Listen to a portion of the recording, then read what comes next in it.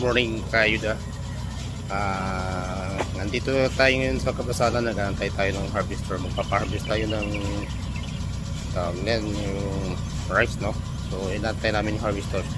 Kararating lang sa ngayon. So papakita ko sa inyo paano mag-harvest ng rice dito sa kabasalan. So tara, samahan niyo ako.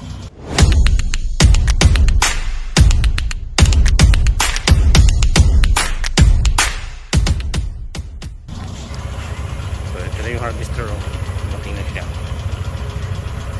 Ayan, oh. So preparation pa, no? Andun din yung truck na pagkatapos ng harvest na kakarga niya kagad dyan ka.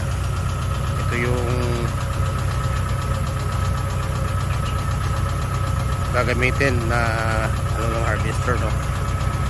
Ayan, pupunta siya doon. Harvest na ngayon.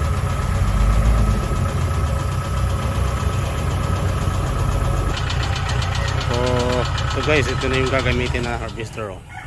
So kakain na muna daw sila bago mag-start. So ito yung aaninahin natin ngayon. Ito, papakita ko sa inyo. Ito yung aanin na rice. So hopefully matatapos ito kagad kasi pagkatapos ito inarugan sa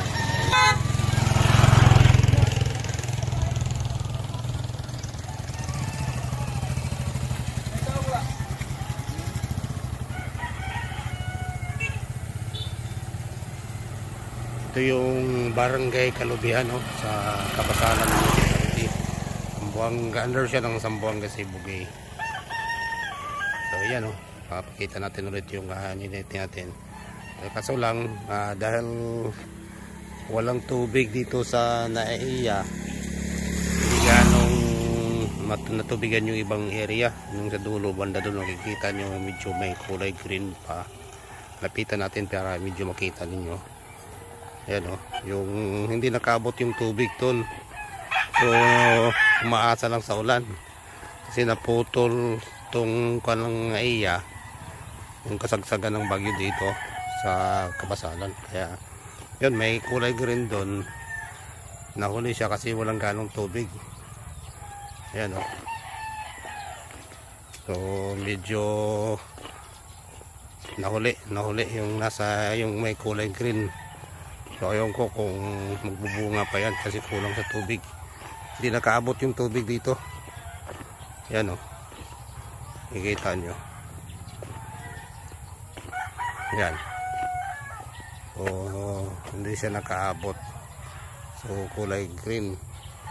So itong area na ito is 1.8 hectares. So hindi na ito abot ng fully, no, talaga ng 1.8, no. So most likely nasa 1.5 lang yung anit natin ngayon.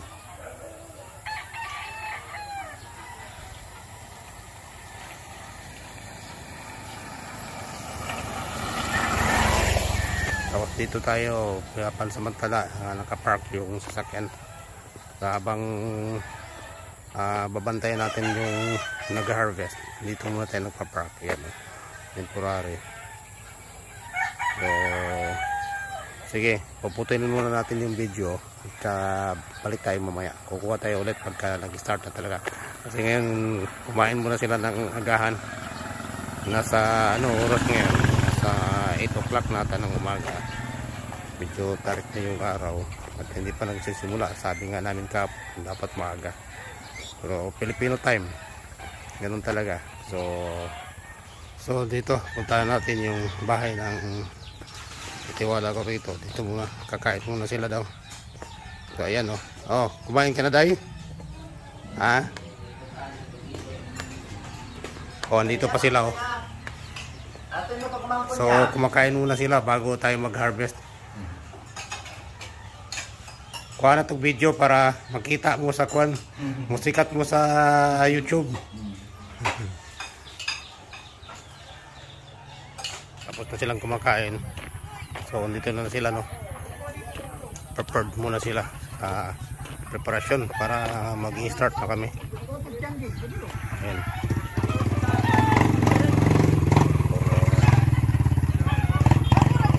Prepare yung na start yung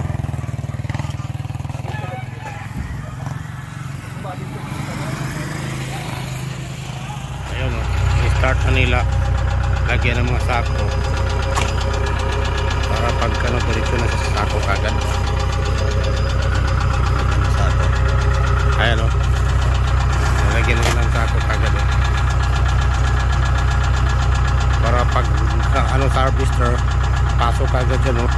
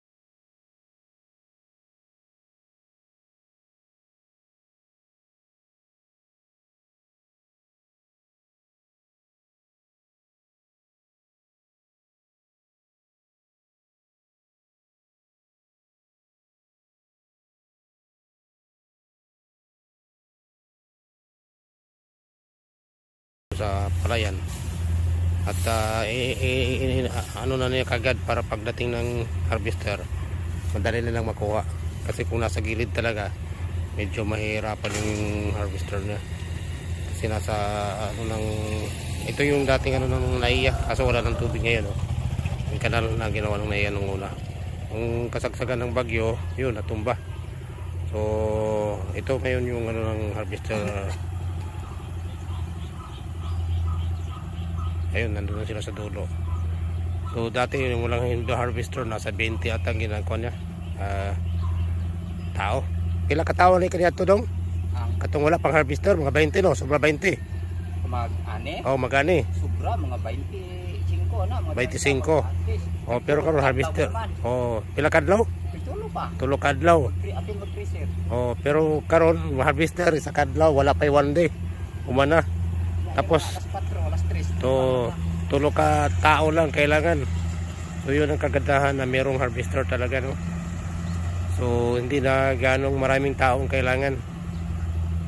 Mas efficient siya ang kwan. Dapat kasi industrial farming na talaga.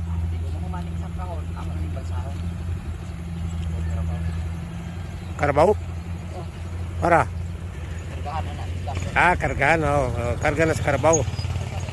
Oh. Na karabaw kagamiton, katimuha. Kato natin balsa. Balsahon sa dog, no? Oh. Oh, karabaw ng gamiton. Ito po, daghan ba? Pagkaryada, napay tagpulo ka. Oh. Magkaryada. Oh, magkaryada, pulo ka tao pa. Mga 30. Ngayon, 3 na lang katao. Harvester lang.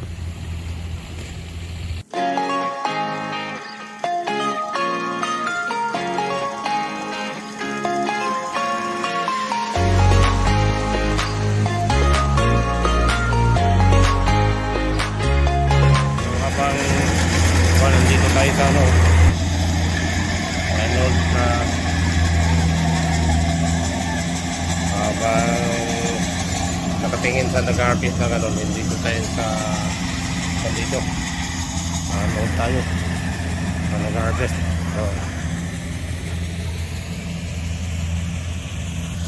Yan, nag-harvest